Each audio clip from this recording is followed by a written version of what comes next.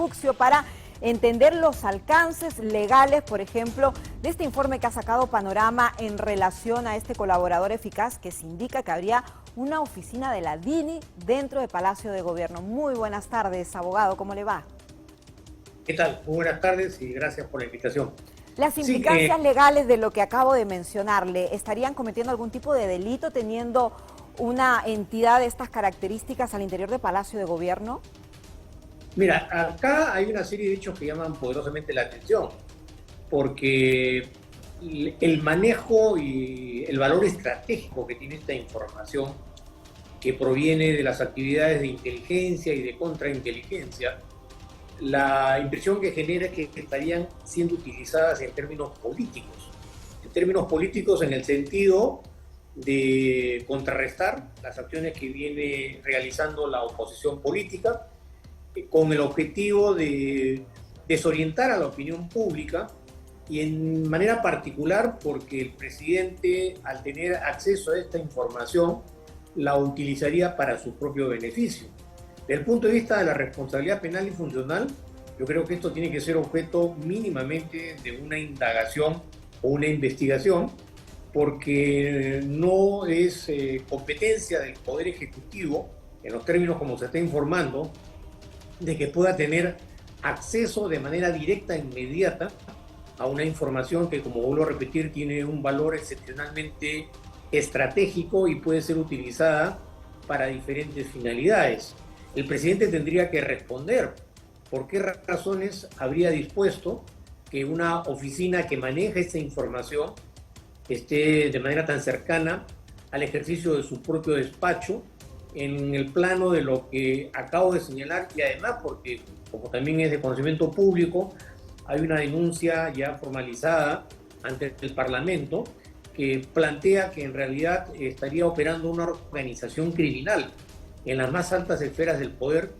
y de ser así, esta organización criminal, en los términos como lo ha planteado el Ministerio Público,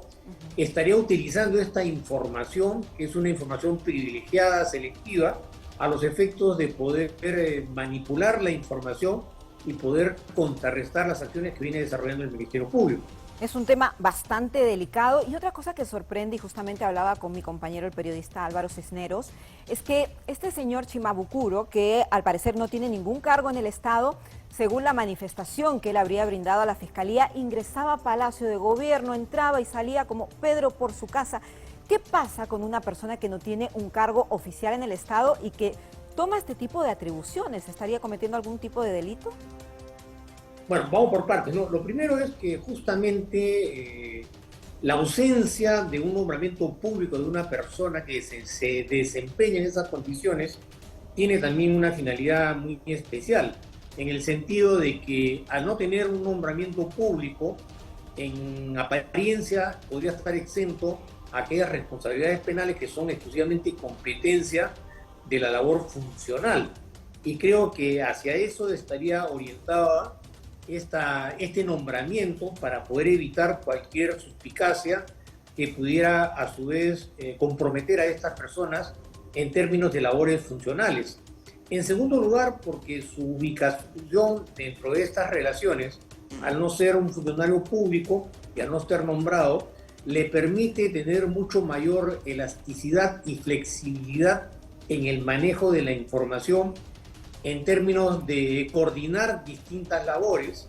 y de esa forma tratar en la medida de lo posible de pasar desapercibido. Pero esto está directamente concatenado al hecho mismo de que esté funcionando dentro del Palacio de Gobierno una oficina del Servicio de Inteligencia, como lo acabo de manifestar. Yo creo que acá la Fiscalía tiene que tomar directamente cartas en el asunto. Esta persona no creo que esté en forma gratuita desarrollando esta labor. Esta persona debe estar percibiendo algún tipo de ingreso, algún tipo de honorario por la labor que está desempeñando. La pregunta es: ¿de dónde sale ese dinero?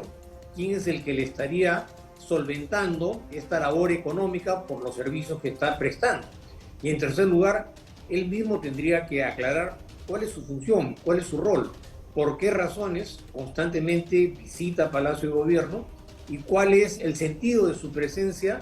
en una entidad tan importante como es manejar la gobernabilidad a nivel nacional de manera, digamos,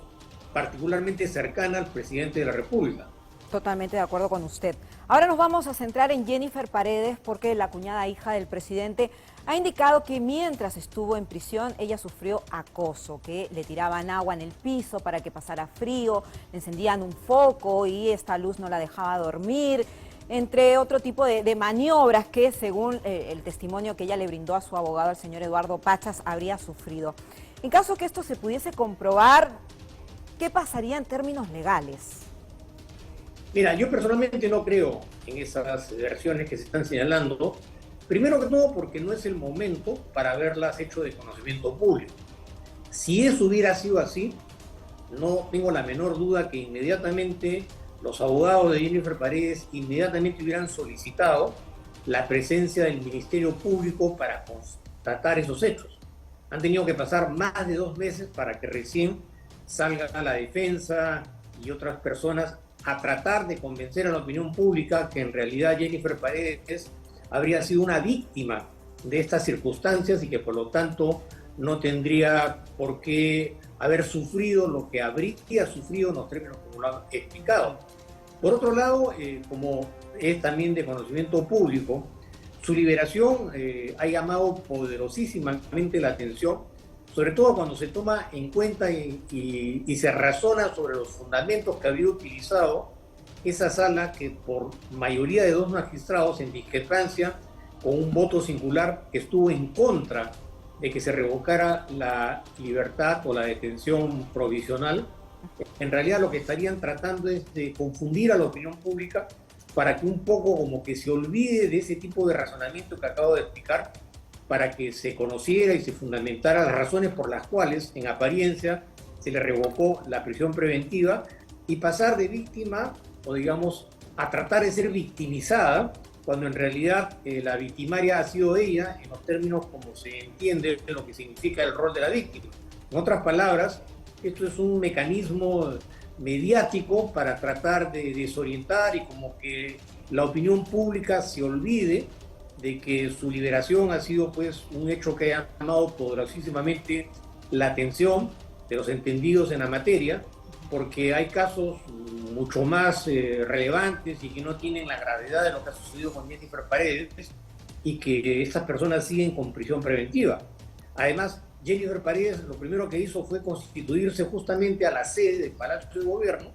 para reencontrarse con los diferentes miembros de esta organización criminal y continuar coordinando en los términos como se está conociendo ante la opinión pública. En resumen, estas noticias, como vuelvo a recalcar, lo que persiguen es solamente desorientar a la opinión pública para tratar de victimizar a Jennifer Paredes, porque si eso hubiera sido así, en el momento que hubiera sucedido, no tengo la menor duda que los abogados defensores inmediatamente hubieran solicitado la presencia del fiscal para que se constataran esos hechos, cosa que no sucedió, ¿no? Eso es cierto. Muchas gracias, doctor Lamas Puccio, por su análisis.